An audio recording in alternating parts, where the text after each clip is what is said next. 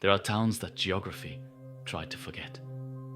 Places where the maps go blurry and the roads turn to rotting wooden planks. Innsmouth was one of them. A decaying fishing port on the edge of a cold, grey Atlantic, wrapped in a fog that never truly lifts.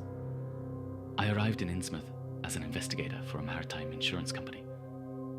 My task was simple: catalogue the abandoned shipyards and find out why no commercial vessel had docked there in 50 years. But the moment I stepped off the rusted bus, I realized the architecture wasn't just old, it was deformed. The houses leaned against each other like rotting teeth, and the air reeked of dead fish and stagnant, oily water. But the buildings were nothing compared to the people. The locals possessed a look, a terrifying genetic anomaly.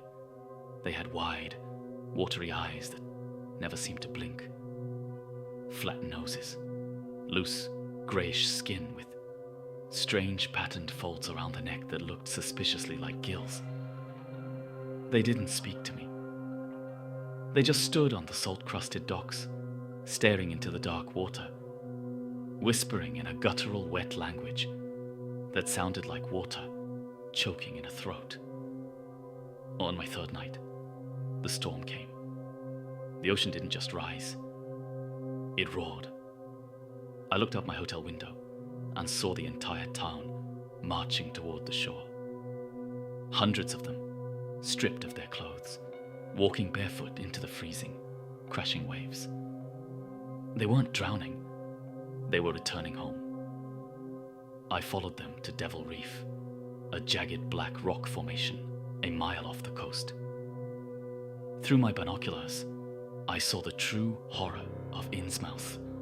Out of the black churning waves, the ancient ones arose, colossal, amphibious entities, deep ones. Their bodies were a grotesque mix of man, fish, and frog, with scales that shimmered in bioluminescent green and pitch black oil. The townspeople fell to their knees in the water, offering gold and human sacrifices to the tide. In return, the ocean giants vomited hundreds of strange, twisted fish and ancient treasures onto the shore. It was a pact. Wealth in exchange for blood, growth in exchange for humanity. Suddenly, a massive, webbed hand rose from the water right beneath the dock where I was hiding. A pair of milky white, torso-sized eyes locked onto me. The creature didn't attack. It touched my face with a cold, slimy finger, leaving a smudge of black, bioluminescent oil on my skin. In that instant, my mind flooded with cosmic horror. I saw cities built of green stone at the bottom of the Mariana Trench. I saw the world before man. I ran. I escaped the town that night. But the horror didn't stay behind. It's been 3 weeks. Yesterday I looked in the mirror. My nose is flattening. My skin is turning grey and cold. And behind my ears, thin, bleeding slits are beginning to open. The ocean is calling, and soon I will go back to the water. If you ever find a coastal town where the fish are too plentiful, where the people have wide, unblinking eyes, do not stay for the night. The ocean is hungry, and the deep ones are always looking for new blood to join the tide. Close your eyes before the deep claims you too.